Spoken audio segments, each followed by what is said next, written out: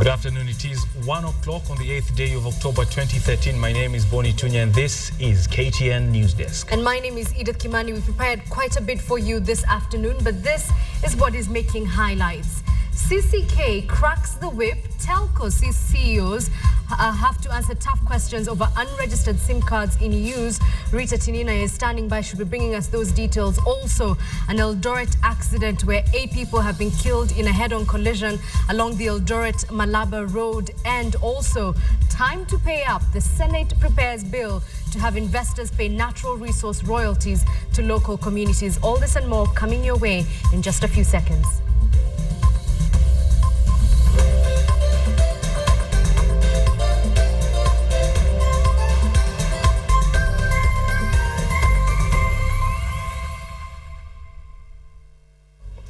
Welcome to the program. Chief executive officers of mobile phone companies in the country have been grilled by detectives over unregistered SIM cards in the country. Safaricom CEO Bob Collymore was questioned this morning at the CID headquarters. Collymore was questioned for about 3 hours. Airtel's managing director Shivan Bhargava recorded a statement with the detectives at the Makadara police station.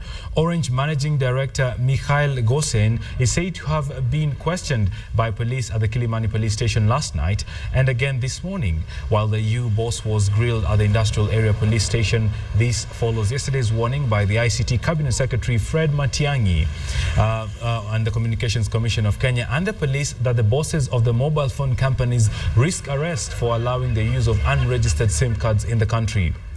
Now, this warning came after it emerged that terrorists who attacked the Westgate Mall were communicating using mobile phones. Now, the government says the mobile phone companies have failed to comply with the law requiring them to deactivate unregistered SIM cards on their networks.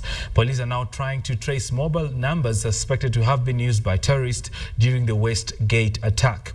And as this unfolds, the CCK, that is the regulator, is set to issue a press briefing in a statement in about an hour or so. But also there is a joint press briefing by the CEOs of these telcos. That is Rita Tinina standing by the Norfolk, where we expect this press briefing any minute now. And we'll just be getting to Rita to get a feel of what they expect and the anticipation is in regard to this presser. And Rita, good afternoon. Good afternoon, Tunya. Who do we expect to address this briefing, and what would be the gist of their message today?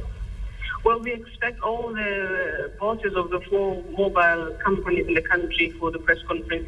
This press conference was earlier slated for 1 o'clock.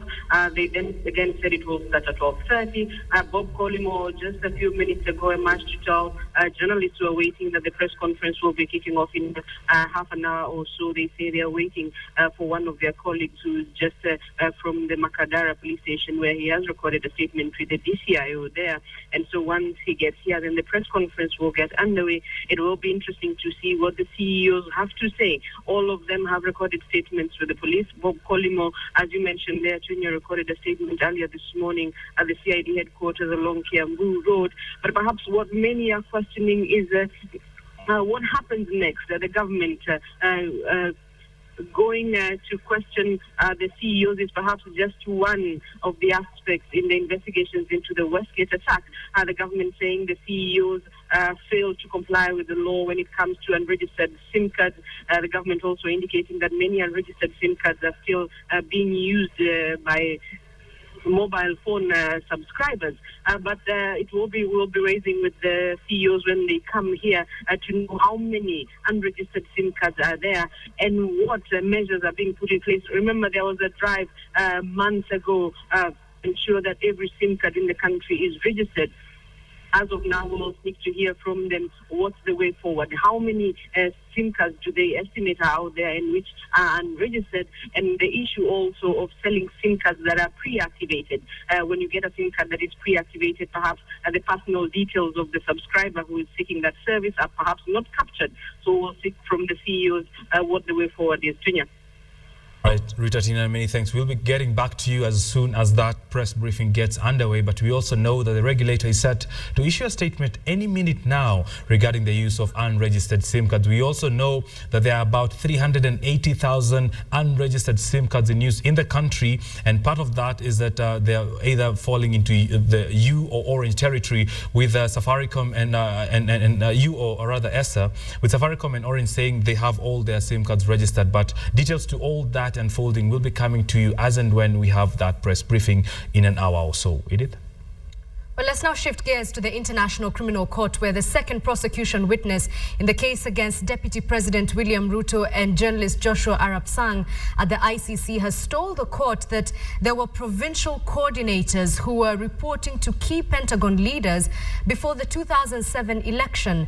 Now, the witness says William Ruto was one such leader who was widely referred to as the King of the Rift Valley and as a key Pentagon leader and the King. Ruto allegedly had a lot of influence on party nominations. The court also heard that at the time the Orange Democratic Movement was rewarding loyalists.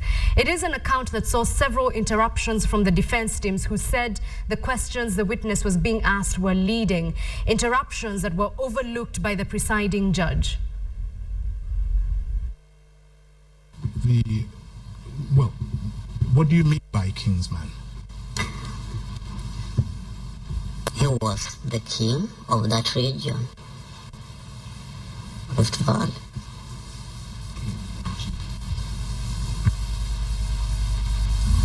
And when you refer to king, do you mean K-I-N-G? Yes.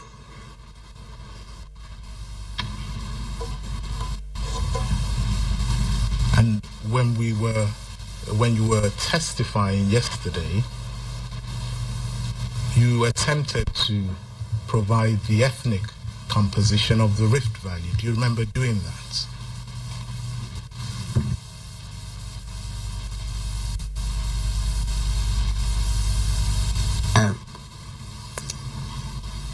I can't remember. I said that the majority tribe were Kalenjin.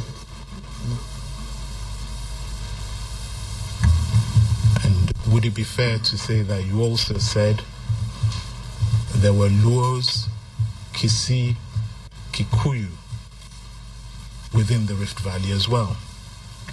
Yes.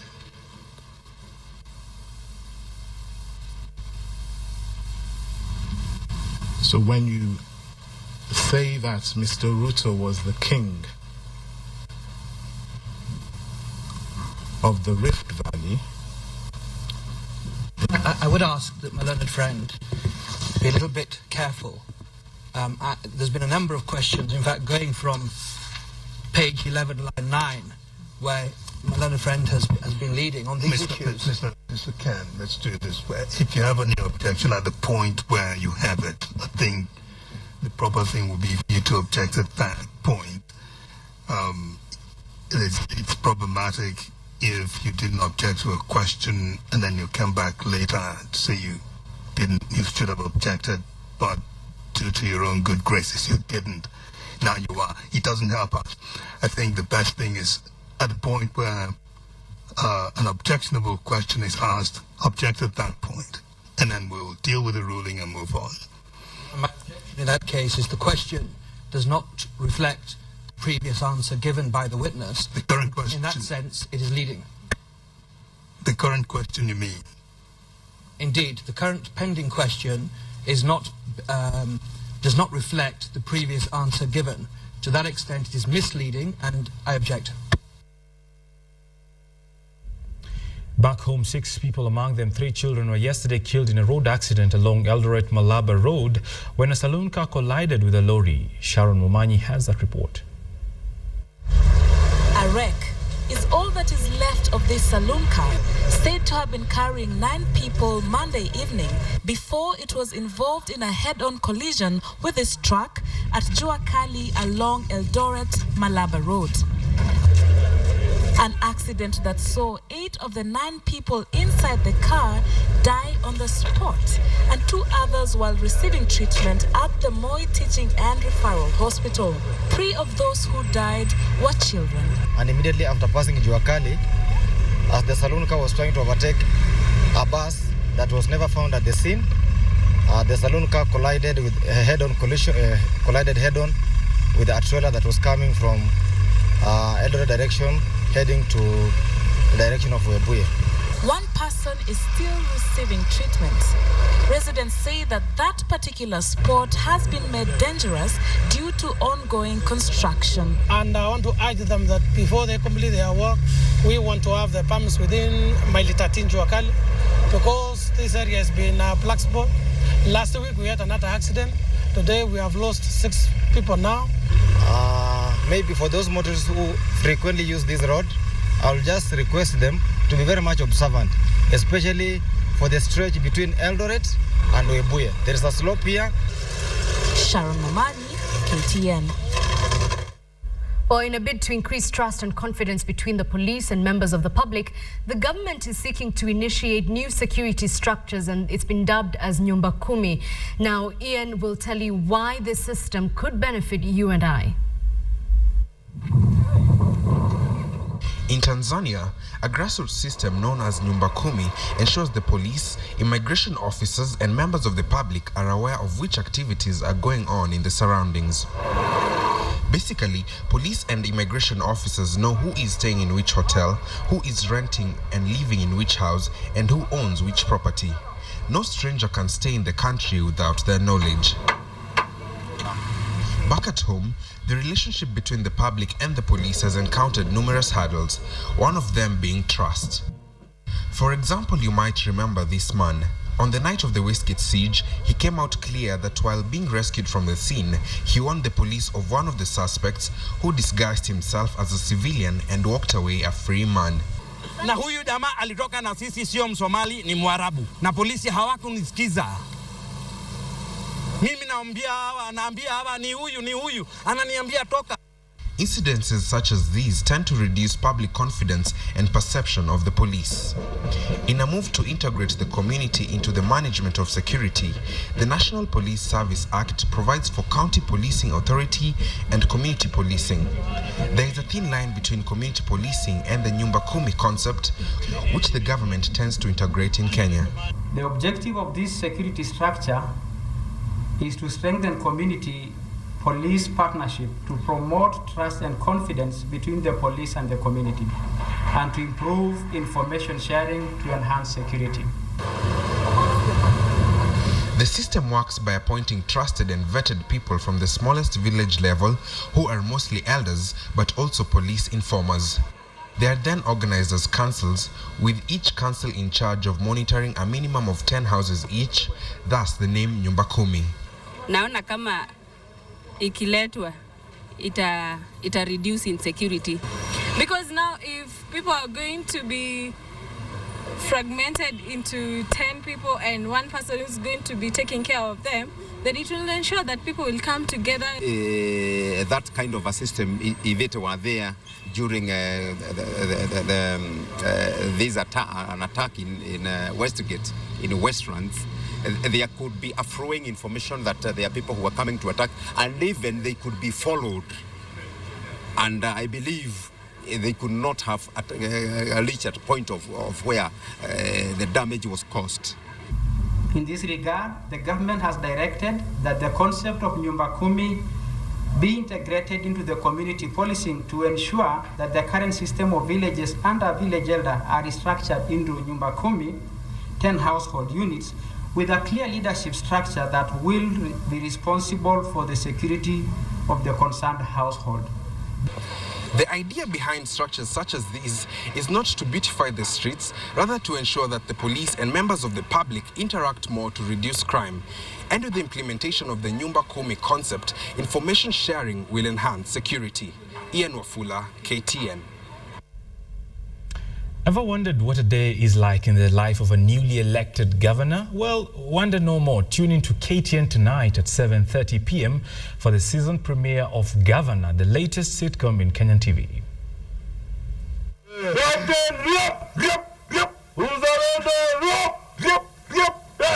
Oh, by the way, wanna recruit. What? Mother Mental. County yetu yapenda nani? County yetu yapenda gavana. Gavana mzalendo. Gavana mzalendo. Thank you. Asanteni sana. 7:30 is the time to look forward to that program. Elsewhere, police in Voi are investigating an incident where a government Land Rover was found ferrying 8 sacks of bhang in Mwatate district within Taita Taveta County. Now, the vehicle was intercepted at Maktau location by administration police officers. 4 AP officers found escorting the bhang were arrested by their colleagues, and the vehicle and the bhang haul as well were ferried to Voi town. Our crew did manage to get pictures of police at the station offloading the bhang from the vehicle, which is what you're seeing on your screens, and weighing it. The incident comes just days after police intercepted 15 sacks of bhang in Mwatate.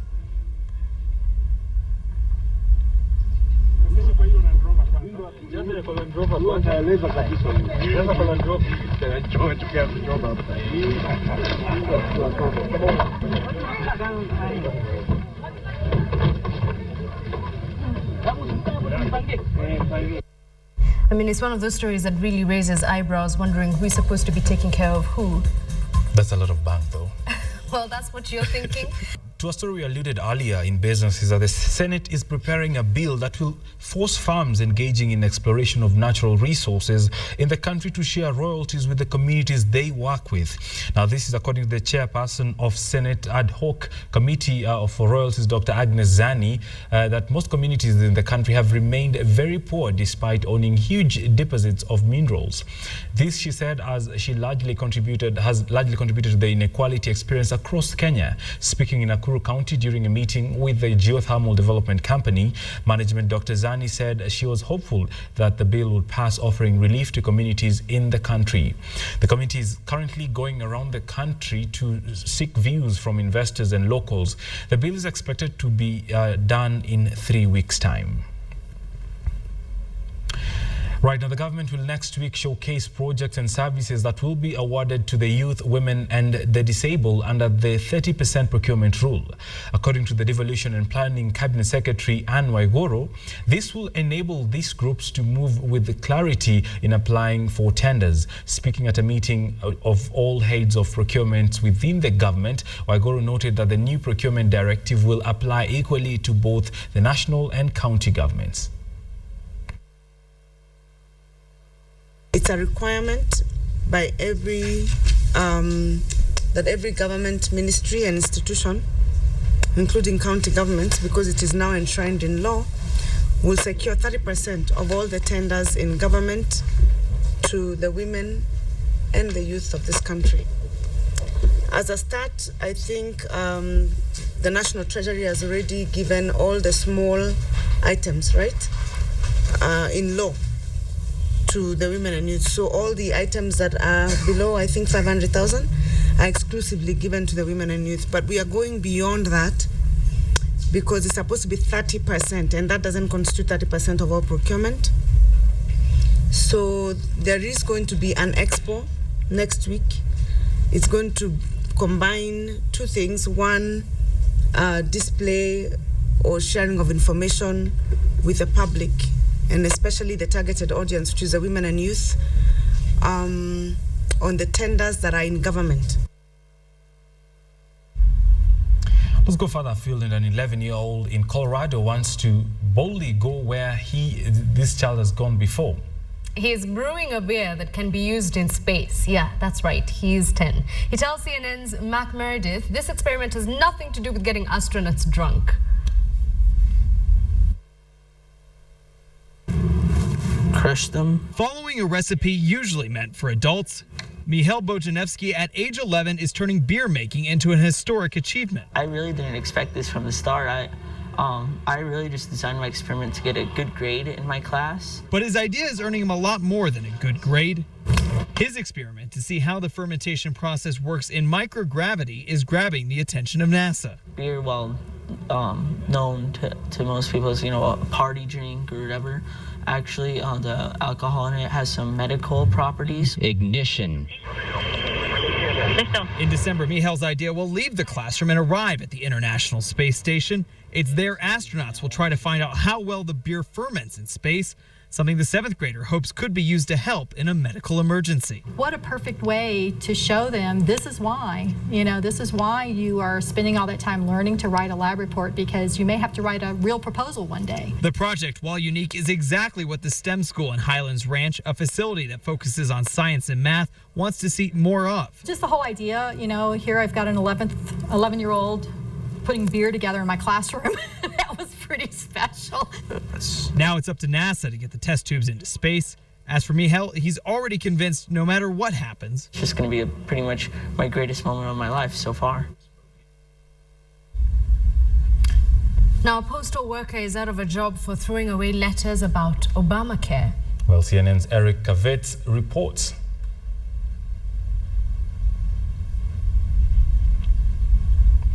Right, and of course, this next story is coming in the wake of the U.S. government having shut down for a couple of days now over a stalemate between different sides of the House regarding the budgeting process in America. And of course, it is affecting all areas, with the workers left working are only essential. We're talking about uniformed officers and those in essential services. Everyone else has had to go home. This is garbage. It's filled with mail about Obamacare. And witnesses say the mail was dumped here by the mailman. Kept glancing over his shoulder over and over again, like he knew what he was doing was wrong.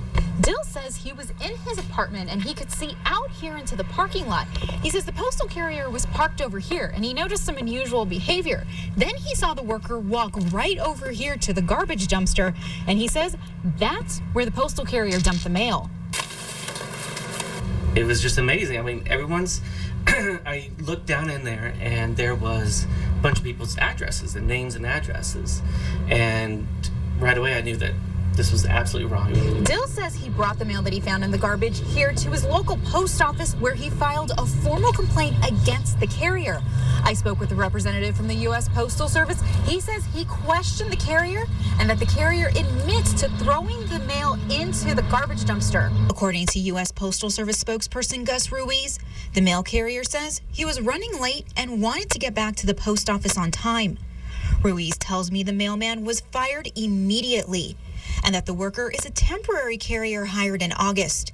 Dill says he's happy to hear that the mail carrier lost his job. This is very important information. No telling where you stop it at. You stop it at one thing, or is everything being thrown away on a daily basis? What is this person doing? The postal spokesperson says that all of the mail that ended up inside the dumpster will be put inside these mailboxes because it will be delivered on Tuesday. In Fresno, Erica Cervantes, KMPH News.